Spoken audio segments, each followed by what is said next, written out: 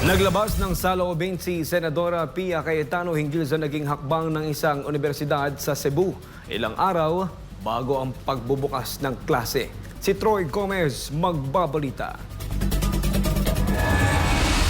Kinwestiyon ng Senadora ang Cebu Normal University dahil sa biglaang desisyon nitong ilipat ang lahat ng klase sa kanilang main campus sa fully online learning ilang araw bago ang opisyal na pagbubukas ng klase. Ayon kay Cayetano, ang hakbang na ito ay nagpapakita ng kakulangan sa pamumunong pang-akademiko bilang matagal ng taga-suporta ng mga state universities and colleges at tagapagtaguyod ng dekalidad na edukasyon. Kinilala ng Senadora ang halaga ng mga online tool sa makabagong edukasyon, ngunit iginit niyang hindi dapat maging ganap na online ang lahat ng klase. Tinukoy din ni Cayetano ang mga natuklasan mula sa Cebu Normal University na nagpapakita ng patuloy na suliranin ng mga mag-aaral sa mahinang internet, kakulangan sa digital literacy at negatibong epekto ng online-only learning sa kalusugan ng isip at katawan.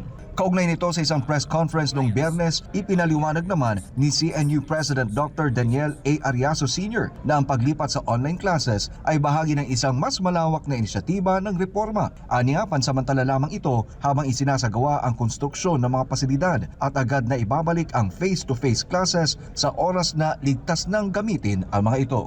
Para sa Diyos at sa Pilipinas kung mahal, Troy Gomez nag-uulat, SMNI News.